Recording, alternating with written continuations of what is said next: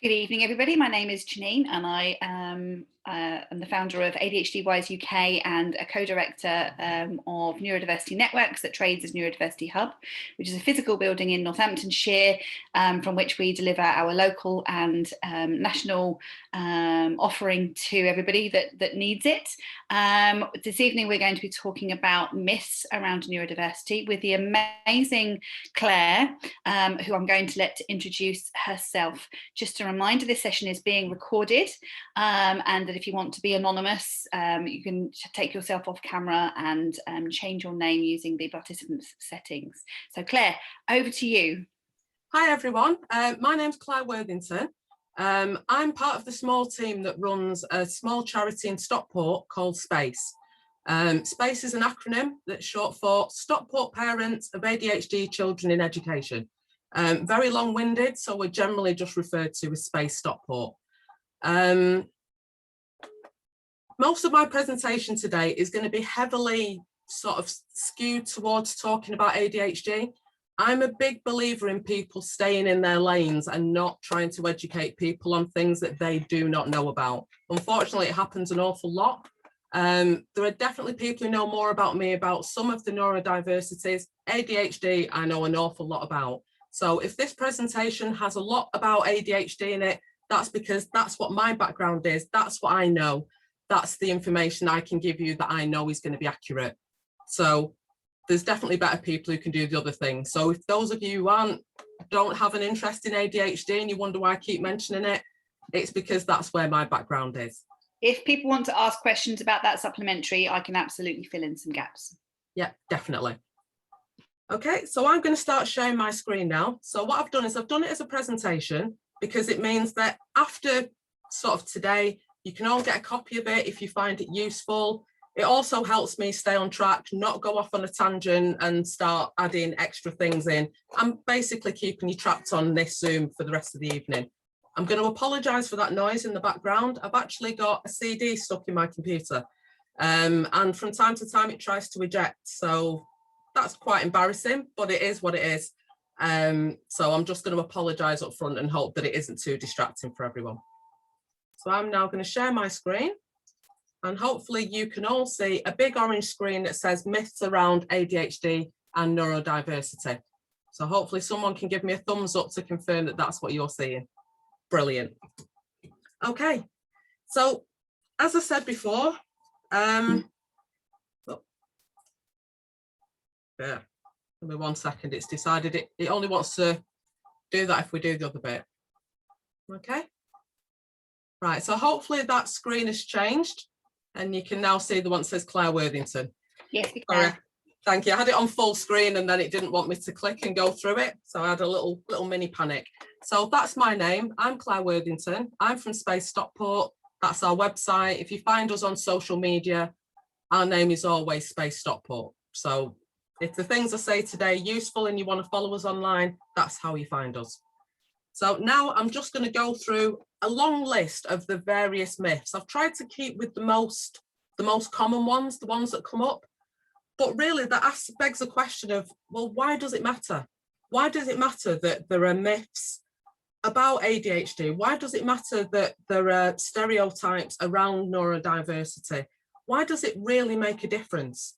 The problem with myths and stereotypes is that there's usually a little grain of truth in there. They don't necessarily come up from nowhere.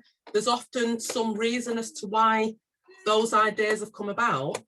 But the problem is that once we start deciding that, well, actually, everybody who has autism is just like Sheldon off the Big Bang Theory. And if they're not like Sheldon off the Big Bang Theory, then they're definitely like Dustin Hoffman in Rain Man. If that's the only thing we know about autism, well, what about people who don't look like either of those stereotypes?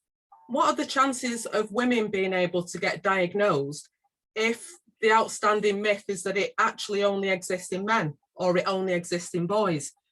You're not going to find what you're not looking for.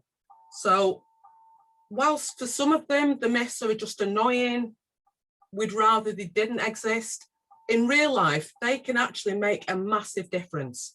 If people are only dealing with the myths and that's where their knowledge is coming from, I'm going to use knowledge in inverted commas, because when I say knowledge, I expect people to be right. When we've got GPs who are perhaps giving parents misinformation, where schools are perhaps not responding to sort of parents' sort of concerns because their knowledge is stemmed around these myths and these stereotypes that exist everywhere, that has a massive, massive impact on people being able to firstly find out why their brains work the way that they do. And also, it makes a big difference if you need that diagnosis, because in some cases, getting the support that people might need that little piece of paper that comes from a medical professional. So these myths, these stigmas, these stereotypes, yeah, they're annoying. Some of them are just plain silly, almost laughable. But in day-to-day life, they have a massive impact on the lives of children, young people, adults, just about everybody. So when we talk about, oh, we're going to bash a few myths, it sounds quite low level, but in reality, the end result of doing that is going to be huge. So that's why it matters. Okay, so myth number 1, ADHD doesn't exist. I'm just going to assume that throughout most of this presentation, I'm going to be rolling my eyes, because I tend to do that a lot. The idea that ADHD doesn't exist is kind of quite a privileged idea, that people can just decide, yeah, that's not a real thing, I'm just going to go about my day. That's absolutely fine. But when we've got children in schools where their head teachers will openly tell parents that they don't believe in ADHD and therefore they're not going to make any accommodations for that particular child, well, actually, that really does matter. There is a lot of scientific evidence that tells us that ADHD does exist. There are a set of NICE guidelines, which tells us that from a medical point of view, medical professionals believe that ADHD does exist. There are people who've been sort of awarded sort of MBEs from the Queen for their services to ADHD. And frankly, I'm not willing to waste too much of this presentation talking about the idea that ADHD isn't a real thing. It is a real thing. Anyone who tells you it isn't, I'd question kind of why they think that.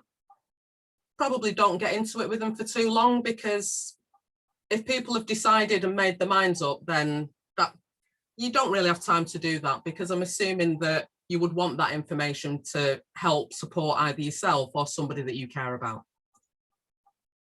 Okay, so the next one, slightly connected. ADHD was just made up by big pharmaceutical companies. They just want to give everybody drugs so that they can get paid. Yeah, I'm sure there's a lot of pharmaceutical companies out there who may or may not have people working for them who are entirely ethical. That's got nothing to do with the scientific evidence that says that ADHD brains do exist, that neurodiversity is a thing, it does exist. Whether or not there are people who are making money out of it, that is an entirely separate conversation. ADHD does exist, wasn't made up by big pharma. They're not just selling drugs that will make your children sit quietly in the corner, because to be honest, if anything, it's the opposite. Most of the people who are using medication to treat ADHD, for example, a lot of them are using what we call stimulant medication. We're not trying to slow them down because we've got hyperactive children running around classrooms. We don't just dope them up to make them sit still. If anything, we're not slowing them down. Stimulant medication is speeding their brains up. So the idea that big pharma is just making lots of money to dope up children and have them sit quietly in the corner genuinely could not be more wrong. So the next one, ADHD, it's just an excuse made by parents. They don't want to parent the kids. They just want to say it's down to some made up syndrome, blah, blah, blah, blah, blah. There are days when, as a parent, and I'm a parent of a child who's got ADHD, which is the reason why I joined Space in the first place.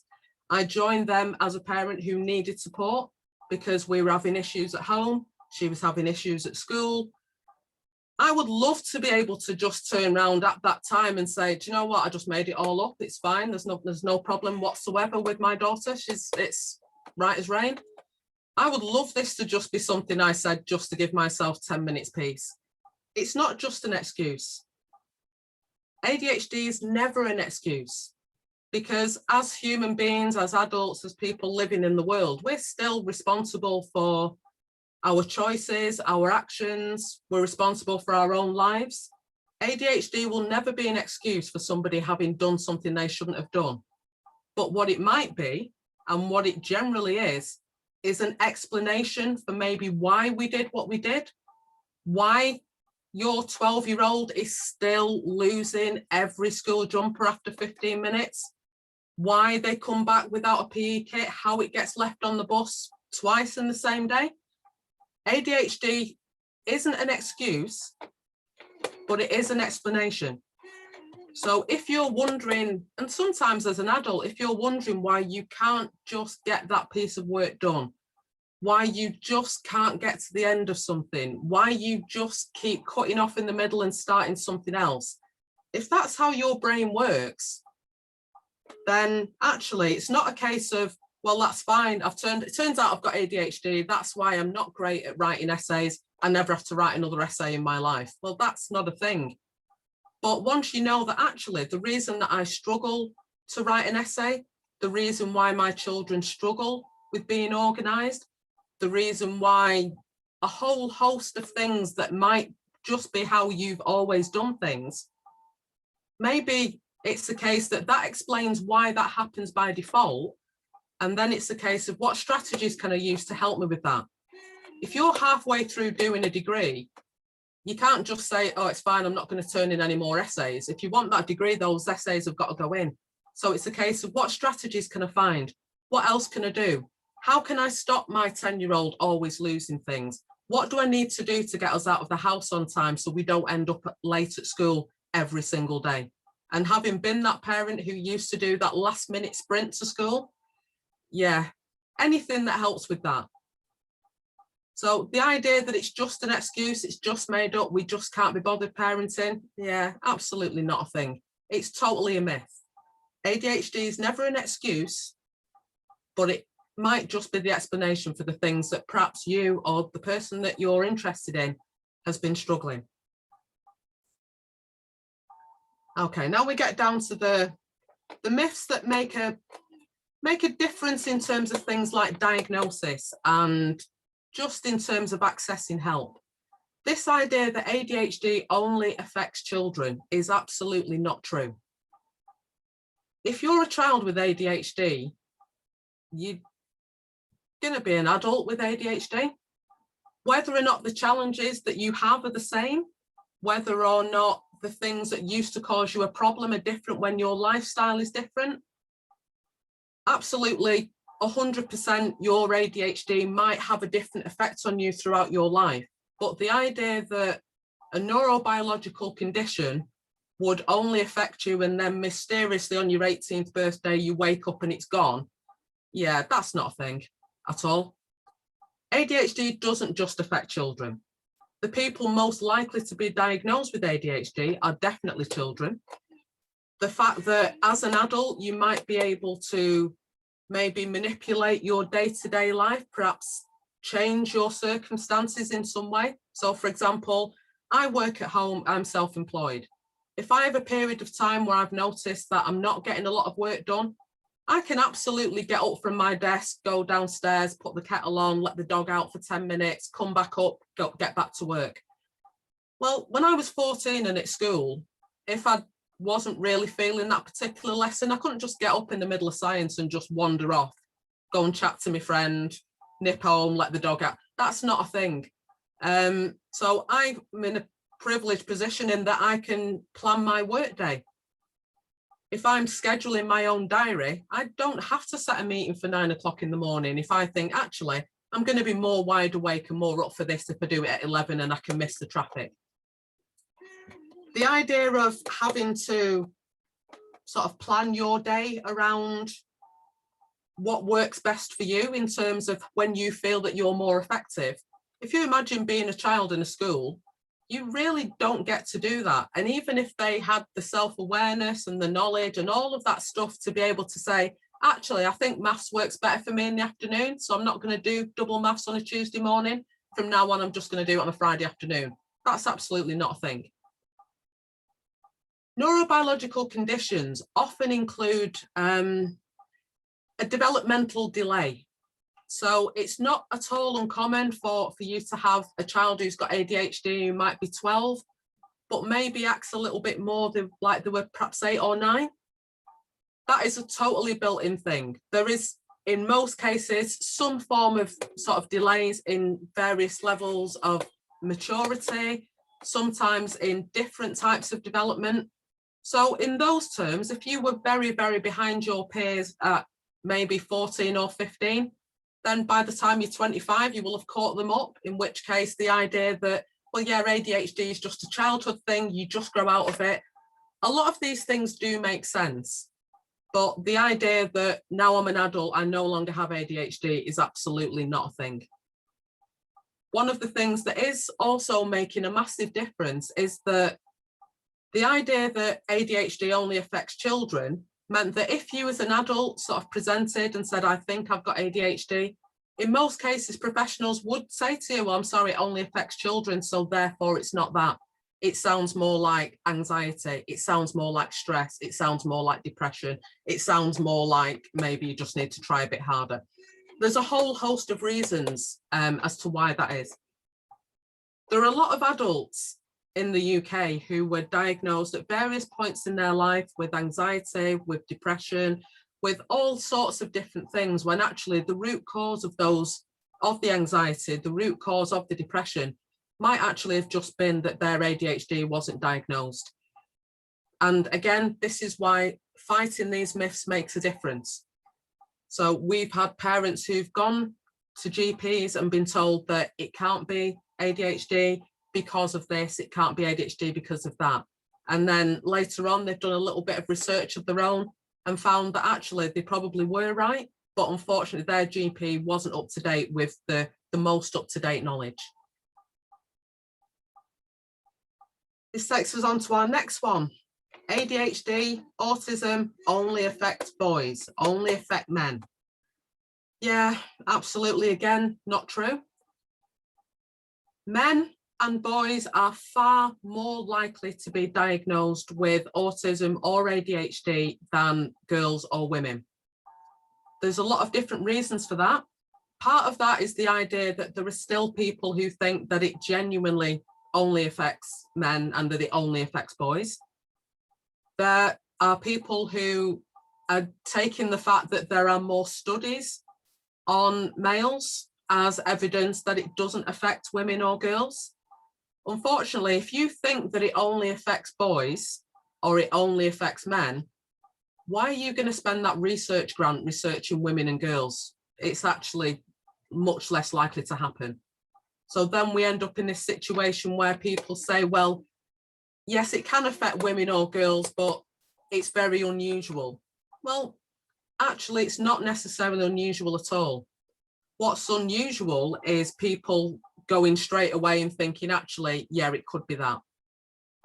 The problem with ADHD, autism, most neurodiversities is down to what we call presentation. And presentation is either the symptoms, if you want to call them that, or the behaviours that are generally and publicly exhibited by the people with those conditions. So if you think of just day-to-day things, men and women will generally act quite different in a lot of different circumstances. Some of that is down to socialization and good old sort of sexism and misogyny, in that men and boys may feel freer to be more of themselves, whereas women and girls are far more likely to perhaps hold their behaviours in. The idea of masking your behaviours. So if you think about the time when you were young and you were at school, maybe you did something that other people in your class thought was a little bit weird. Getting picked on by other kids is, if you can rein that stuff in, if you used to be one of those people who used to sing out loud at school or hummed or did something, if you could find a way to not draw attention to yourself at school and not get picked on, a lot of people would actually do that. And if that's within your control, absolutely people will mask, people will rein things in. And it is very, very common in terms of different behaviours, different presentations, people doing different things, that sometimes the people who look at maybe a child or a young person or even an adult in a professional capacity, well, perhaps they're only looking for one thing. The standard stereotype of people having ADHD is a 10-year-old boy running around school, causing havoc, bouncing off furniture, being a pain at home, maybe shouting out, maybe doing all these things. Now, ADHD doesn't firstly look the same for everybody, but also there's more than, let's call it, one kind of ADHD. So if you've got somebody who's got attention deficit hyperactivity disorder, the inattentive type, which means that maybe the concentration, the ability to focus is their main problem, but they're actually not that hyperactive in terms of either physical movement or what their brains are doing. Their biggest problem might be the inattention.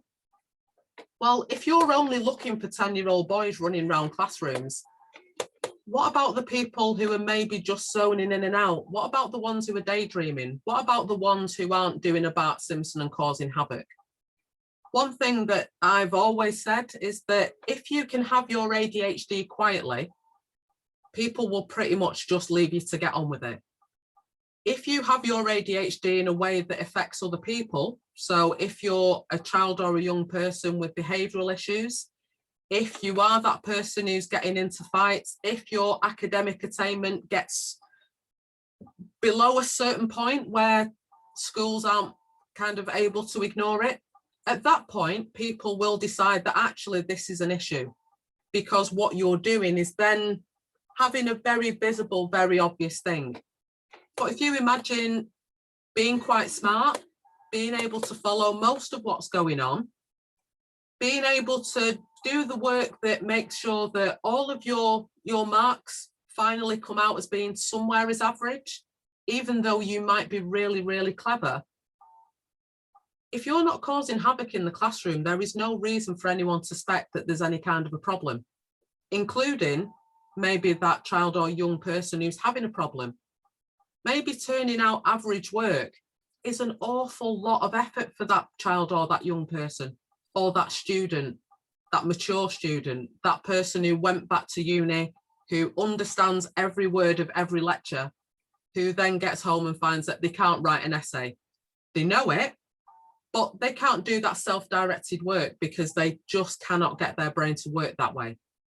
All of these things to do with how your ADHD or your autism presents makes a big difference.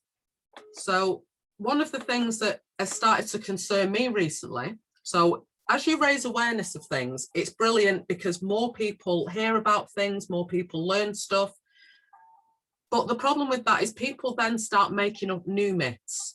So the current thing that I've got a slight sort of concern about is the idea that boys are hyperactive and they jump around classrooms whilst all the girls are daydreaming and looking through the window. Some girls are, not all of them. So we need to look at, firstly, not just the behaviours, not just the things you can see. Because when we talk about hyperactivity, well, we can look at what hyperactivity looks like in a 10-year-old boy. We can look at what hyperactivity looks like in children in general. What does hyperactivity look like to a 16-year-old girl? Does it look like a jumping about in a classroom? Does it look like a fidgeting? Or does it maybe look like she can't stop biting her nails? Maybe it looks like the fact that she constantly does things. Maybe she obsesses about stuff. Maybe she talks too much. Maybe there's no obvious signs of anything. Maybe there's nothing that anybody else can see, but maybe that person just can't stop their brain doing things. Maybe they are always thinking. Maybe there is no way for them to just stop. They might be able to keep their bodies still, but it doesn't necessarily mean that they're not still being hyperactive.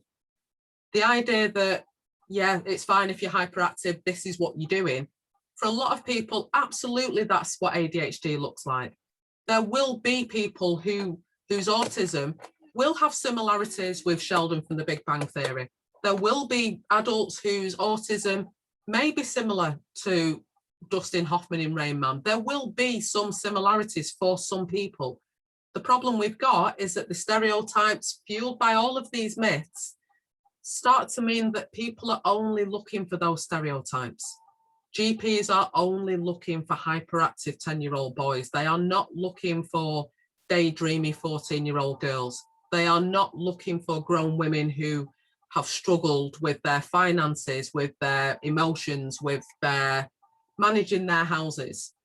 They're not looking for those other connections. They're just looking for the stuff that we would look for. They're looking for Bart Simpson, and if they find anybody else, they think it must be something different.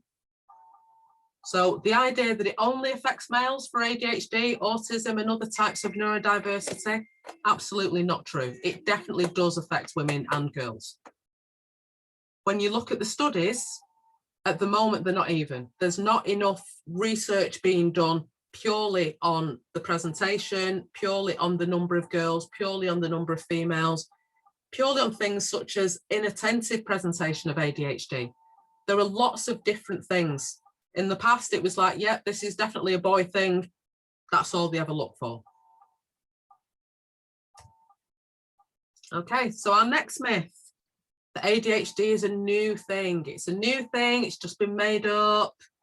It's only been around for a couple of years. They didn't have it in my day. Nobody in my school had ADHD. Blah, blah, blah, blah, blah, blah, blah. The name, reasonably new. ADHD, definitely not new.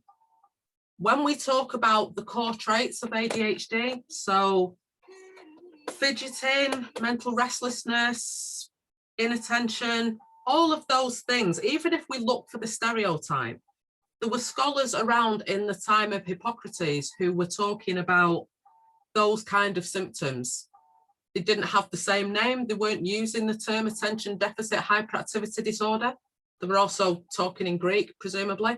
But the idea of these core symptoms, definitely not new. Alexander Crichton described mental restlessness and inattention, which we would now refer to as inattention, and people having the fidgets. That was in 1798. There was a book or a story about somebody called Fidgety Philip that was published in 1845. So yeah, not that new. Hyperactive child syndrome, a term that was created and was used in about 1918. We've been using amphetamines to treat core ADHD symptoms since the 1930s. Methylphenidate has been used since the 1960s. It's really not that new. The only thing that's new is people being aware of it and people like me running presentations on it, people talking about it and refusing to stop talking about it. That's pretty much the only thing that's new. There's absolutely nothing whatsoever that said this is new. So the name might keep changing. And ideally, particularly with ADHD, it's not the catchiest of titles. And also it's quite negative. Attention deficit, hyperactivity disorder. Those D's are right in there, making sure that everyone knows that this is a bad thing. It isn't necessarily a bad thing, but it can get in the way of your life if you're not in charge of it. But the idea that it's some newfangled thing that's only existed for 20 minutes, yeah, absolutely not a thing. The name changes, let's say, and hopefully at some point in the future it will change again, but it's definitely not new. It has been around for a very, very long time. Yeah, everybody's a bit ADHD. Everybody, oh, I'm a bit OCD today. All of those things around neurodiversity where people just use it as a loose term. I've just bleached my kitchen floor, I must be OCD. It's like, no, it's really not what it is.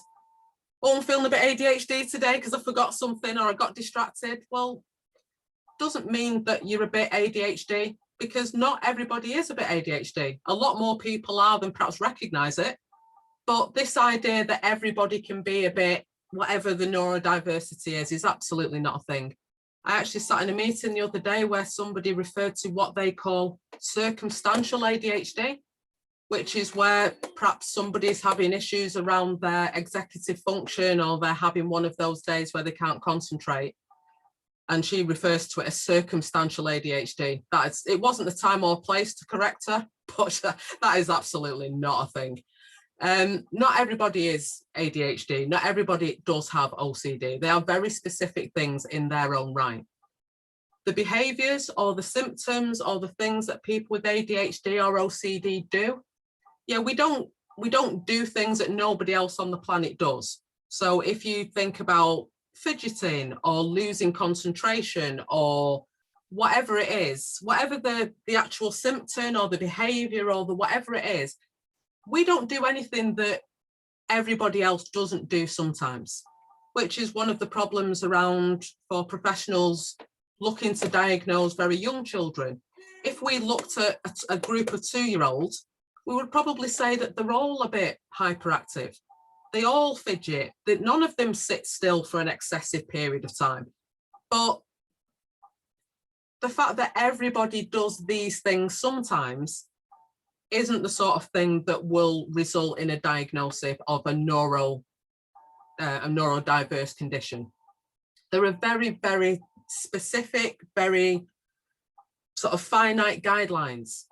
We have a lot of parents and carers who've taken their children and they've gone down the diagnostic route, and their children clearly do have ADHD, but they don't have it. They weren't able to demonstrate it during that process to a level that was seen as being a significant enough impairment to validate them getting a diagnosis for it. So even people with ADHD can't necessarily get a diagnosis of it. The idea of being able to receive a diagnosis for a specific neurodiverse condition is that it has to impair your day-to-day life in some way, and not just in one sphere. So if we look at children as an example, if you have a child who has problems at home but not at school, most people would not get them a diagnosis of ADHD, for example. They would look at it and say, well, actually, at school is fine, at home, maybe there's something going on at home that we need to look at. Essentially, they need that evidence. They need to look at it and say, actually, if we're going to say that your brain works in a specific way, it probably doesn't just do that in one place. So it might be that in certain circumstances or with certain people that maybe there are accommodations being made that you don't recognise. But this idea of, oh, I'm a bit ADHD today because I saw a squirrel and I paid attention to it, that's not a thing. Bleaching your floor does not mean that you're OCD. There is definitely more to it. And I think part of the problem with that is just straightforward lack of awareness, people not knowing that actually OCD can actually change your life in a lot of ways. And a lot of people who've got OCD aren't necessarily the sort who are out and about waving the bleach about. That's the stereotype. That's the bit that we know about. That's the bit that we see on TV. So, yeah, it's definitely not a thing. Circumstantial ADHD is absolutely not a thing. Everybody with ADHD is hyperactive. As I said before, not everybody is. A lot of people with ADHD aren't hyperactive at all. And even a lot of the people who are maybe not hyperactive in the way that you think. Essentially, when you look at what hyperactivity is, it's to do with the brain. It's not necessarily to do with what your body is doing. In most cases, the body is getting involved as well. But it's not this idea that, oh, if you've got ADHD, but, well, she managed to sit still for 10 minutes, therefore she definitely doesn't have it, or he definitely doesn't have it, because he can sit still when we watch them. He wasn't hyperactive, he didn't fidget, he didn't move, he wasn't shouting out, blah, blah, blah, blah, nonsense. There are a lot of people with ADHD who are perfectly able to keep their bodies still. And sometimes even those who are hyperactive, hyperactivity does not always look the way that you think it does. ADHD is overdiagnosed in the UK. Absolutely not. In fact, if anything, it is absolutely 100% the opposite. ADHD is underdiagnosed in the UK. I could give you stats and figures, but I don't have them on the presentation, but I'm happy to find them for anybody that needs them. But ADHD is absolutely not overdiagnosed in the UK. People think that it is because they're now hearing about it more often. So we're now at the point where people think, oh, everybody is being diagnosed with ADHD. Absolutely, they're not. What used to happen, I have a few statistics on that I can offer a bit later. Fantastic. But actually, the problem with that is that people in the past might have had challenges and struggles that were caused by their ADHD, but they were just never diagnosed. They were never treated. They were never offered any support. The fact that now that ADHD is more widely known about, it's kind of the awareness becomes a bit of a double-edged sword, because on the one hand, the awareness raises, but also once more people recognise that their challenges might be caused by ADHD, then people start looking for a diagnosis, and then the waiting lists go up, because we're no longer just a queue formed of hyperactive 10-year-old boys. We've suddenly got inattentive 14-year-old girls in that queue as well. So yeah, there's a lot of people who probably should have had a diagnosis in the past, and that's without getting onto a separate tangent about the time for waiting lists, particularly for adults. And then when you throw in perhaps some of the misconceptions where people have perhaps denied them a referral because based on the knowledge that they had, it didn't seem like ADHD. I genuinely have a friend who, she suspected that her daughter might have had ADHD in her teens. She went to see her GP, and her GP actually told her that she couldn't possibly have ADHD because she'd never been in trouble with the police. Yeah, the look on my face when I heard that was probably something to behold, but there's absolutely, that is the level of ignorance and sort of misunderstanding that people have got.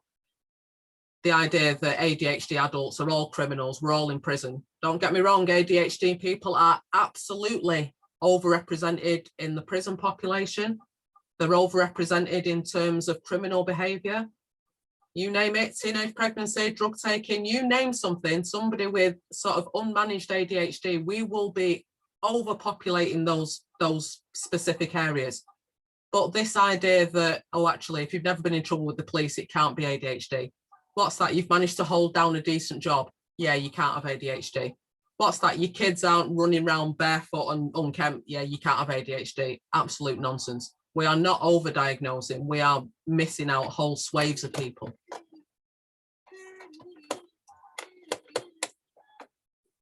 Those with ADHD have always got behavioural issues. Absolutely not. And also, that sort of moves the focus a little bit, because, as I said before, if you can have your ADHD quietly, people will let you get on with it. The issue around that is that you're kind of making the focus of it the person who's on the receiving end of your behaviour. So it's not really about the person who may or may not have ADHD. It's suddenly become about whether or not you're a pain in the neck for somebody else. Is this child causing havoc in the classroom? Is this child causing havoc for its family? Is this child doing things that it shouldn't be doing? Is this adult making bad decisions? Is this parent doing? Once you start focusing purely on the behaviours, firstly, you're missing out everybody who isn't exhibiting any negative behaviours. So what about the children in class who are struggling, who are inattentive, who can't follow the lesson, who really aren't learning? But because there isn't a teacher chasing them around, because the TA doesn't have to take them outside for 10 minutes with a football, who isn't constantly outside the headmaster's office, what about the kids who aren't having the behaviour issues? It doesn't mean that they're not struggling. This focus on behaviour takes it very much away from the people who actually need to have that support. And it's kind of making it all about everybody else. And don't get me wrong, if you've got somebody who has ADHD and does have issues around their behaviour, they will absolutely take over your day. I've got 4 children and I used to spend probably 80% of my time just parenting one of them. And it'll be no surprise it will be the one with the ADHD diagnosis. It's not a thing now. She's now a grown woman who's doing absolutely brilliantly. She's now raising her children herself. But if I go back to a certain point in time, I was definitely spending most of my time parenting one child because her behaviour meant that that particular child could not be ignored. And all of this, I'm going to count to 10 and see what happens. You can count to 1,000, it would make no difference. There was always a something. But again, it's back to how we're sort of responding to that. When you realise that actually in a lot of cases, negative behaviours come about as a result of unmet needs. Once you realise that actually they don't mean to do this, they just don't have another way to express themselves. If you recognise that actually yeah, we can see that you've overreacted. We can see that you did the wrong thing.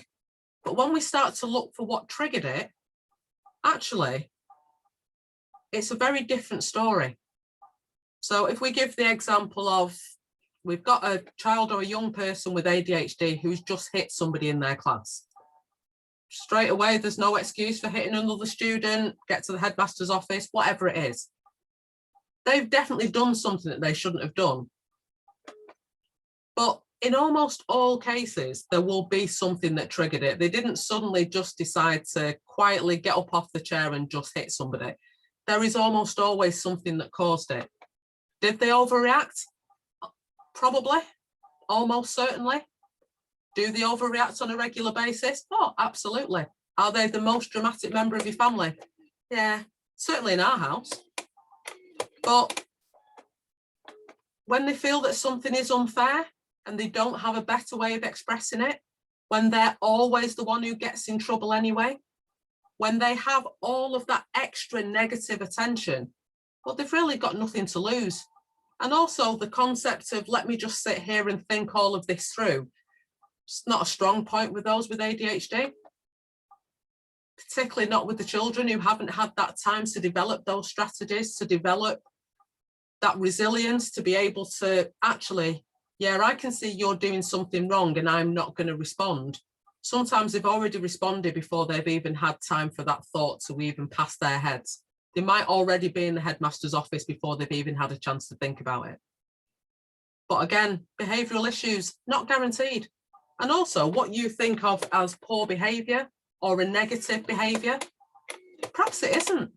So if you think back to being at school, the idea of doodling. So if you're listening and you're paying attention and you're being a good student, there's a wide held belief that that involves looking at your teacher. It involves sitting still. It involves not interrupting.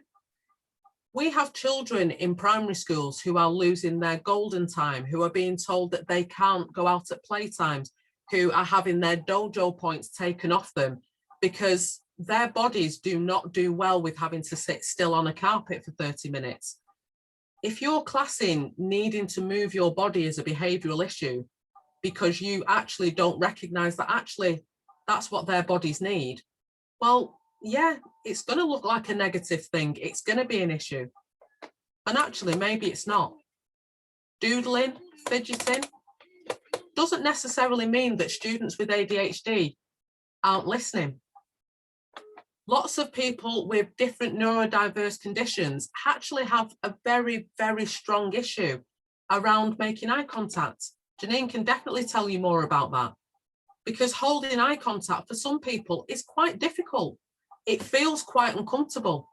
Or maybe, right, I'm going to spend so much time making sure that my body maintains this eye contact that I'm actually not listening to a word you're saying, because all of my mental energy is going into faking this eye contact. It's making me feel awful. I really hate it. It's making me feel dead uncomfortable, but that's what my teacher likes. That's what my teacher tells me I'm a good girl for doing or a good boy for doing. I sit on the carpet and I chew my cardigan up to my elbows because I'm not allowed to move the rest of my body. If moving your body is a poor behaviour, actually, for those who are neurodiverse, that is an absolute issue. If you feel the need to tell people that they need to make eye contact while you yell at them for fidgeting, you're on a 2 for 2 there. There's no positive out of that. And I'm absolutely as guilty of having done this as anybody else. I would yell at my daughter when she was younger, before she had her ADHD diagnosis. What do you mean you've lost another school sweatshirt? What do you mean you've lost another book? What do you mean you can't find your bus pass? What do you mean you don't know where your pencil case is? You're 12 now. You shouldn't still be losing things. You've got to be more careful. Why is your room still a mess? It's no wonder you can't find things. Babe, all day, every day, me yelling at the same kid about the same things because I didn't know any better. As far as I knew in terms of parenting, you just kind of needed to try a bit harder because it wasn't optional. I genuinely at that time didn't know that it wasn't her fault. That if I want this kid of mine to always have a sweatshirt, I'd better find a spare. that there's no point in just buying 5 pairs of socks because some of them are going to go AWOL. You might as well just get 2 lots while you're there. Whatever we class as being a poor behaviour, actually, is it something that is down to their behaviour? Or is it something that actually that we're going to have to help them develop strategies to cope with? And the strategies aren't always rocket science. If you have adults who are forever losing their keys, putting a tile on them means they can use the phone and find the keys. So a tile's just like a little electronic gadget with like a GPS thing in it. So you can use an app from your phone and find out where your keys are. Being able to put your keys on a clip and hook them to your pants so that you know exactly where they are. Having your rucksack or your bag organised in such a way that most of the things that need to be in there are in there by default. Nobody in my house is allowed to move their passports from their designated spot. Those passports come out of my wardrobe when we go on holiday. If we're not getting on a plane, you do not need your passport. Because that is a very simple strategy that we've developed that means people aren't running around wondering where they are. Passports live in that designated spot. I work in web development. I have a lot of memory sticks. My memory sticks live in my pencil case. When I used to be out and about, obviously not at the moment, but my pencil case would live in my rucksack. So certainly while I was a mature student, my rucksack contained everything I needed to be a student. That was a very, very simple strategy. And there's absolutely no reason why that can't work with a child or a young person or with an adult. Things need to have a home. If you just put a kid in a messy bedroom and say, tidy it, all you're going to be doing is going back every half an hour and yelling at them again, and then eventually just tidying it yourself. I've done that loop. Let me save you that effort. You need to give them very specific jobs to do, for example. It isn't necessarily that they are willfully not tidying. Maybe they're getting distracted part way through. Maybe they're overwhelmed. Maybe they don't know where to start. Maybe they don't even know where to put these things. All of these things, once you recognize that they're not doing it on purpose, well, then you can start helping them with strategies that make a difference. It's not that you can live your life and say, oh, it's fine, I don't have to be organized. I've got ADHD, I don't have to be organized, it's fine. I've got ADHD, I can do what I want. No, you absolutely can't. Not if you want to be sort of successful out there in the world and not have other people having to do everything for you. If you want to be an independent adult that makes a positive contribution in society, doesn't matter what your core traits are, you've got to find ways of reining them in. But a lot of the problems that adults kind of go through their lives with, a lot of them started in childhood. So there's a lot of stuff that we can do differently. Now I'm going to speed up because I've recognised that I'm getting a little bit behind. They just need more discipline. Yeah, well-meaning friends and family suggesting that you just slap your kids more. You can't nag the ADHD out of a child. You can't slap the ADHD out of a child. You can't burst into tears and be over dramatic and expect it to go.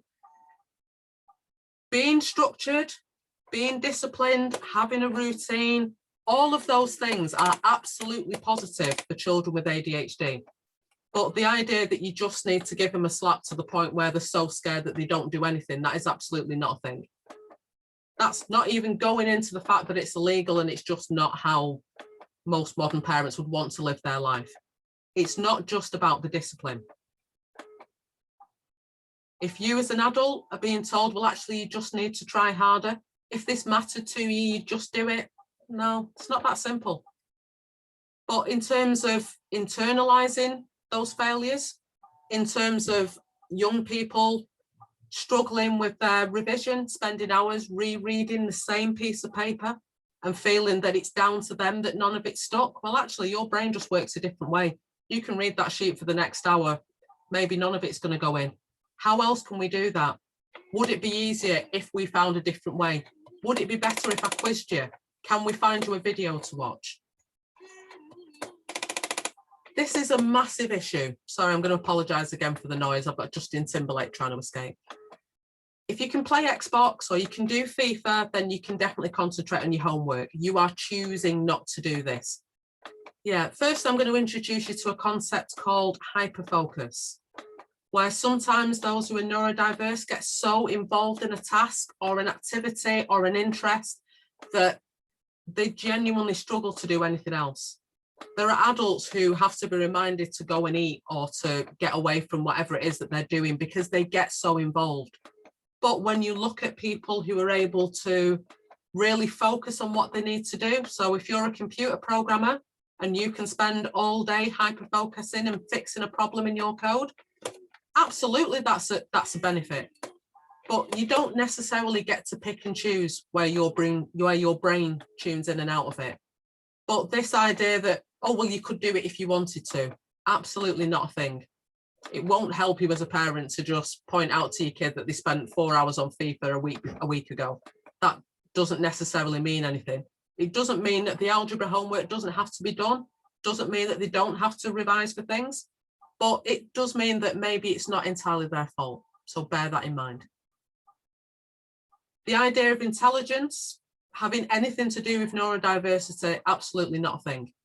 If you only measure intelligence on people being able to sit in a room for 3 hours and write things on an exam paper, well, yeah, I can see why you might think that.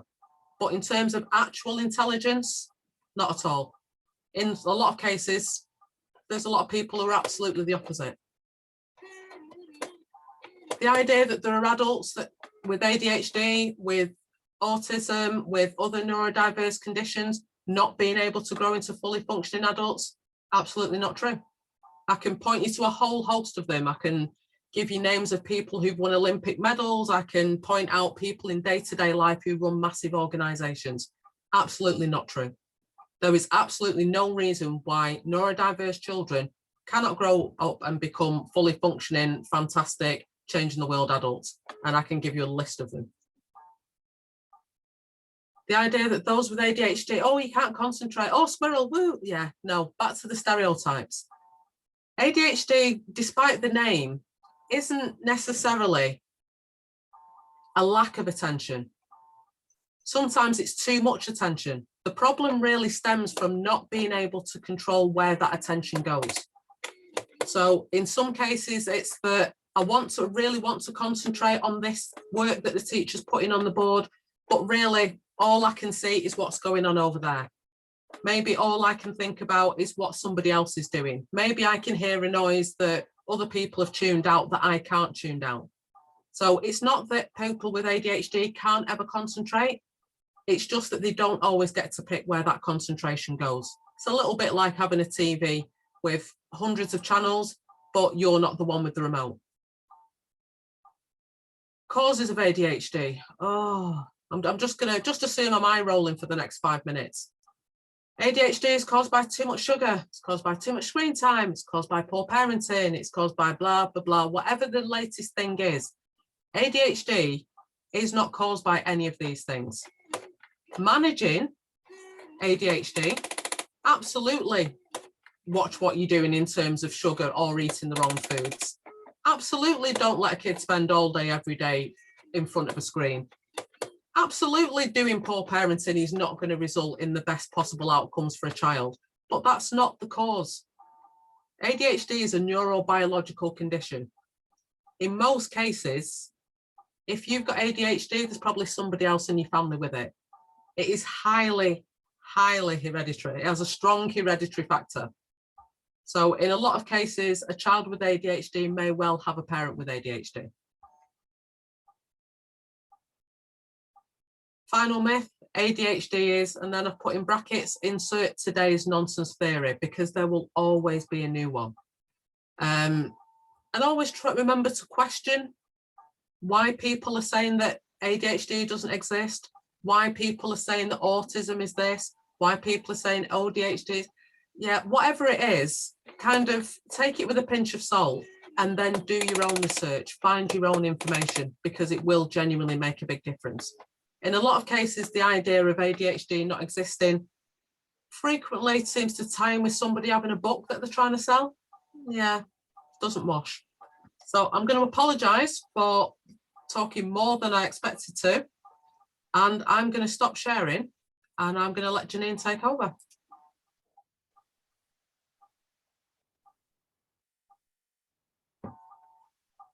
That was a lot of talking. It was, and I didn't want to interrupt your flow. And actually, there was a lot of chat in the chat, but actually not so much by way of questions. There was a question. And ADHD, and I think that's very well explained by neurodiversity as a whole sort of like paradigm, and the fact that we now realise that these conditions rarely travel alone. So nobody who's got ADHD or got dyspraxia or is autistic.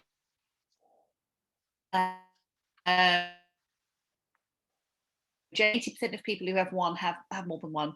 So it's just a question of whether they're above or below threshold. So in terms of the question that came up about dyspraxia and ADHD, yes, look at the whole neurodiverse where you are on that. So that will definitely help you to understand that there's an awful lot more going on than just a diagnosable condition. So I think that was the only actual question that came out in the chat. Although there was an awful lot of chat that was really, really lovely to see. So thank you everybody for that. Claire, that was really interesting, and you seem from the same hymn sheet as me, so to speak. But it's lovely to see a different presentation of it, a different sort of a fresher look on it. So it's made me smile this evening. So thank you very much for that. There's a couple of people in the chat who say they've got questions. Okay, so are people okay to raise their hand and we can bring you on screen? If not, we'll just deal with there's one person doing that already. So we'll take, do you want to unmute yourself and come on? You're on there just by phone, so I don't know what your name is. Remembering, of course, that we are, remembering that this is going to be published publicly, so don't share anything that you wouldn't want people to know. Okay, can you hear me? Yes. Yes, okay. I have to be very careful what I say. I was diagnosed with, I knew I was dyslexic, but I was also diagnosed with dyspraxia when I was doing my nurse training. I've very much I very much struggle with being fidgety, sitting still, and where I live, unfortunately, we didn't have an adult ADHD, somebody who could diagnose an adult with ADHD. I live in a very small part of the country, but I know that they're very interconnected, and I found that when, for example, I do in my job now, I'm on MS Teams, and there's lots of people chatting. I can't concentrate at all because my mind will be thinking 1,000 things, and I'll be thinking about all the problems and all the things that I can come up with, rather than just that one thing, and I have to leave the chat.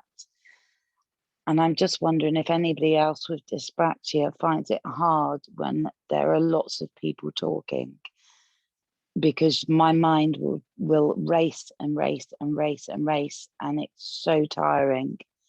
Even with my my access to work stuff, it's very, very tiring. And I don't know if that's just because of the pandemic, and I've been using Teams a lot to support people, or if that is a trait of dyspraxia and possibly ADHD.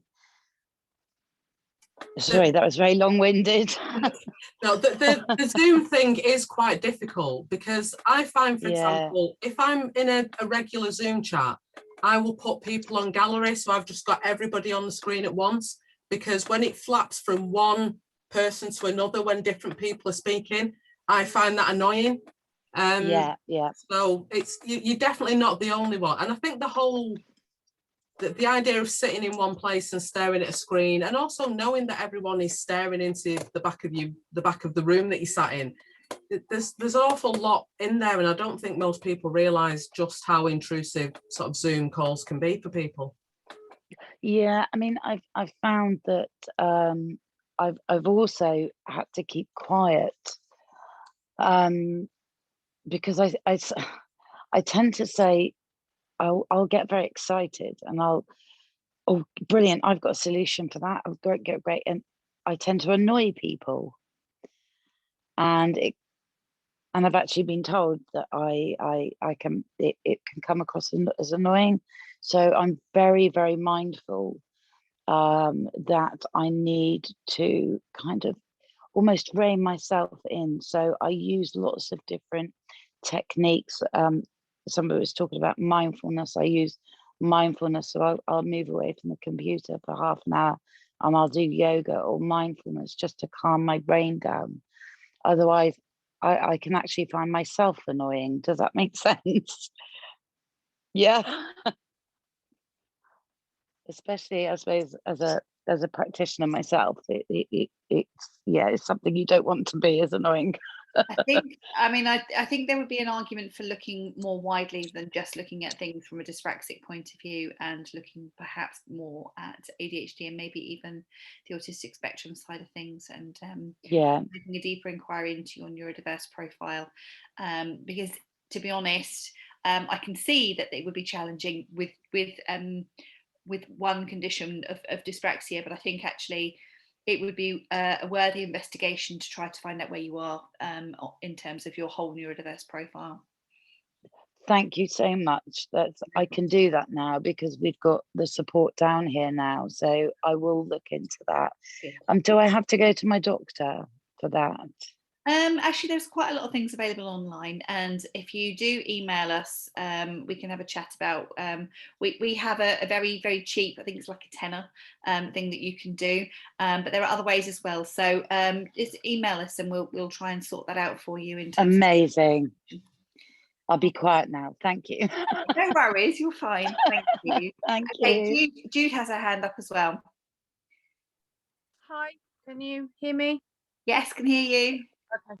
My question is kind of about my son, really.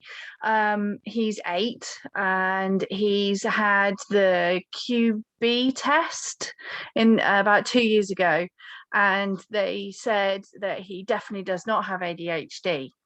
Now, I see it from the other side. I see a child climbing the walls, throwing himself upstairs at such speeds that is frightening, and his teachers have said no, he definitely can't have ADHD because he can sit still in class.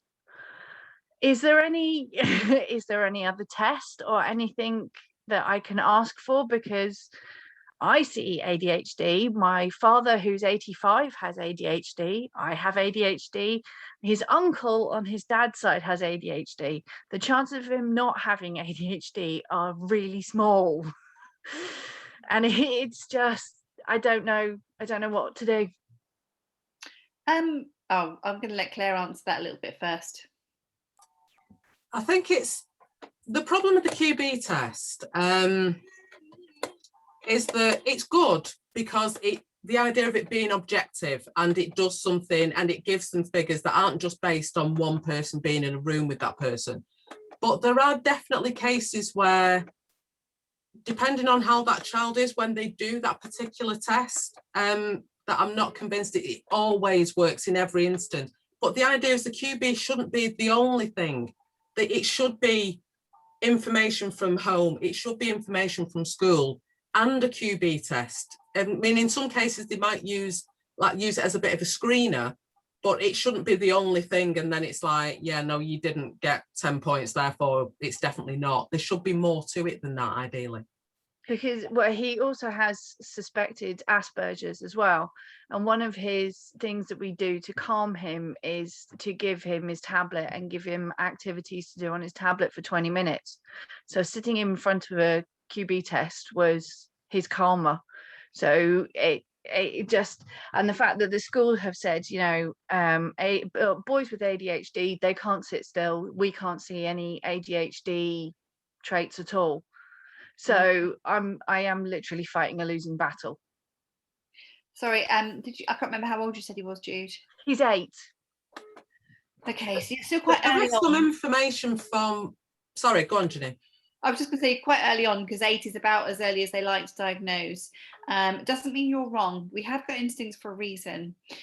Keep pursuing it, keep looking for evidence, keep looking at school reports and making a note in parents' evenings when they sort of say about sort of, you know, whether it's talkativity or distractibility or distracting other people. Look for the small things, but also watch your son and for the micro movements. So for example, I'm sat here now and I am apparently sitting still, but if you could see what I'm doing with my feet, you would know I'm not sitting still.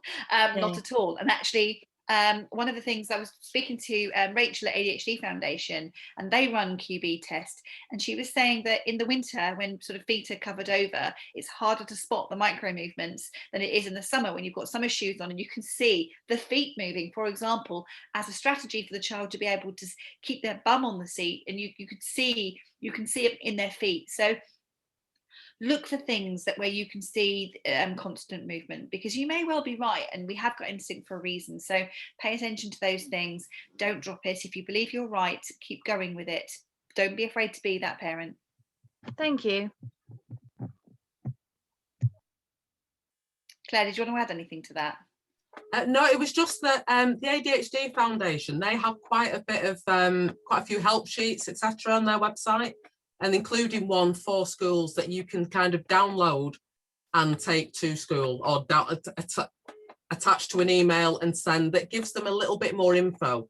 That isn't just, well, his mum keeps coming back and saying this. You can give them some actual information that they might sort of look at slightly differently, because unfortunately schools are brilliant, they're wonderful places full of dedicated, fantastic people, but from time to time they tend to think they know our children better than us, and as a parent your knowledge is often discounted a little bit just by default. So it can help to give them something specific from a professional organisation.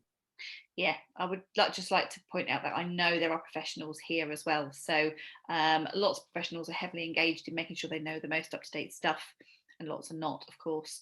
But just to be mindful that I am aware that there are professionals here as well. I think we can only really. So this is my Alexa, my ADHD strategy is kicking in, reminding me it's time to lift the dog food up. I can only really take one more question, then we need to let Claire go. So can we have the question from Ashna, and then unfortunately that's going to have to be the end of it.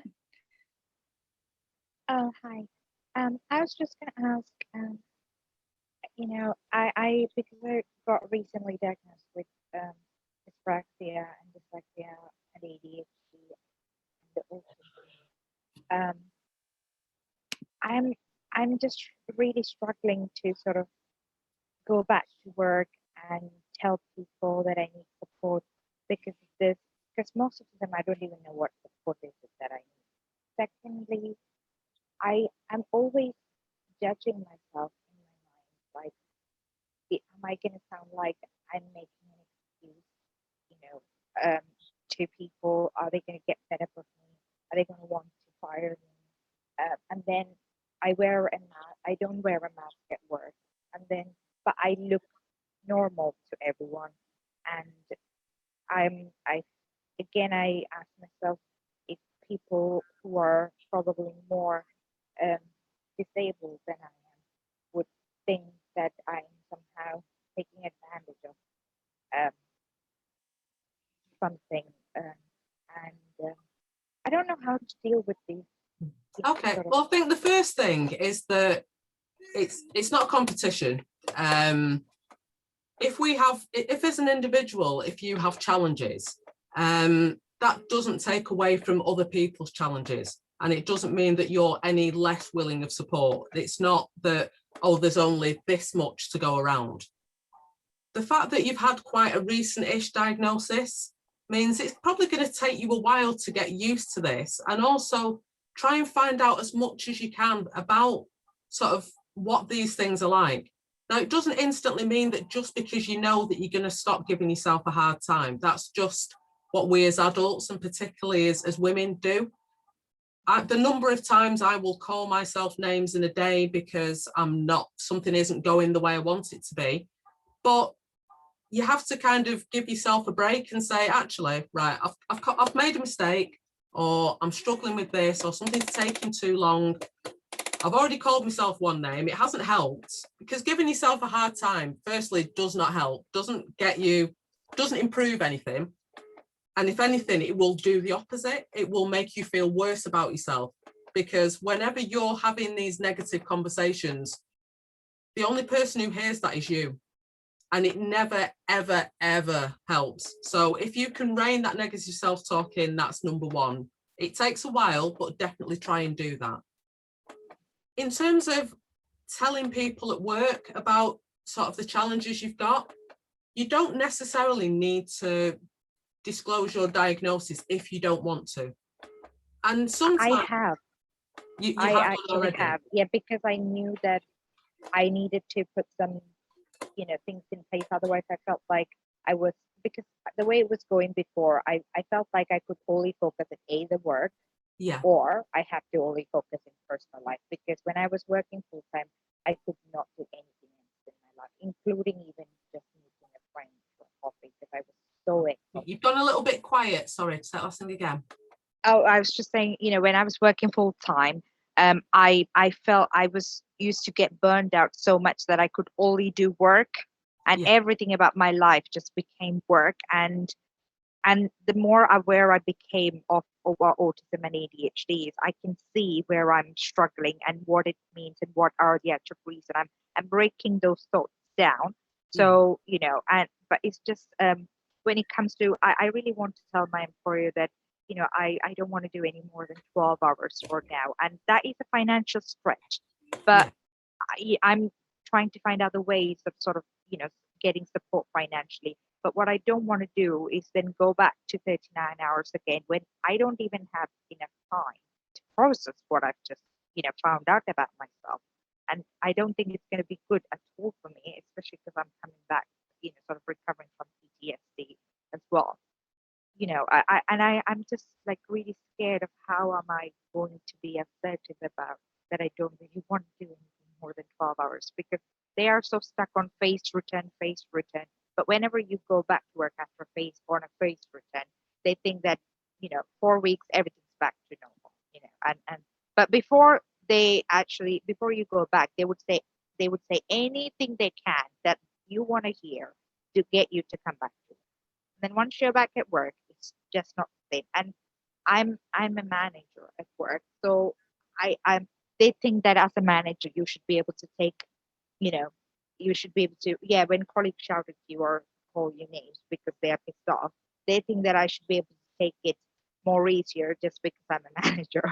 That and there is that sort of, and that's why I'm sort of feeling really like, what do I do? How I just really want to prioritize my health for once and sort of understand, so I can actually start living a life that is more realistic and find some peace day to day, rather than thinking that at some point in my life I might find some peace when I start to do everything correctly, which is never going to happen, is it? Because now I know that that's not what's going to happen.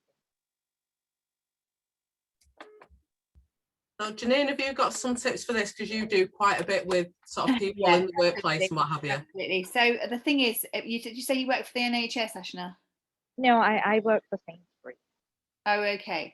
All right. Well, even okay. Nonetheless, there'll be an occupational health team that your employer subscribes to, and if you have a conversation with your occupational health team and actually ask your employer to refer you, they should be able to sit down and talk to you about these things, and they should come up with a plan that challenges that perception of what you can manage. And if all you can do is 12 hours, if they can reasonably accommodate that, and your occupational therapist is able to support that as being the right thing for you, then there's kind of like a legal point at which they would need to seriously consider that or come up with a reason why they couldn't. So that would be the thing, would be to say, the phased return, we're just going to keep ending up back here. Actually, can you please refer me to occupational health? And get them to do that sort of stuff for you. The other thing Okay. that you can consider, being as they know about your diagnosis, is you could ask for some support through Access to Work, which might get you, say, for example, free coaching funded by DWP, that might help you to sort of cope better and therefore be able to work more hours. So there are other ways that you can be supported. So if you want to know more about that, by all means, email me. My information has been put into the chat several times. Yeah. Have a conversation with us, and we'll see how we might be able to. But yeah, if you really can only do that many hours, then that's what your occupational health team are there for, so that you can put your health first. Okay. All right. Thank you. You're totally welcome. Okay, so I think we need to say goodbye. So Claire, thank you so much. This marks the end of our, we had 12 webinars for Neurodiversity Celebration Week, and this marks the end of that. So Claire, thank you so much for what you've brought this evening. Really appreciate it. Thank you very much. Sorry for talking so much and not leaving as much time as I thought we would for chatting afterwards. No, that's all good. Thank you ever so much, everybody. I am going to close the session now. Thank you ever so much for joining us. You will be receiving emails from us, and Claire and I work together in various capacities anyway. So anything that you would like to share with Claire, you can do so via us. That'd be absolutely fine. All right. Thank you, everybody. Thanks. Bye.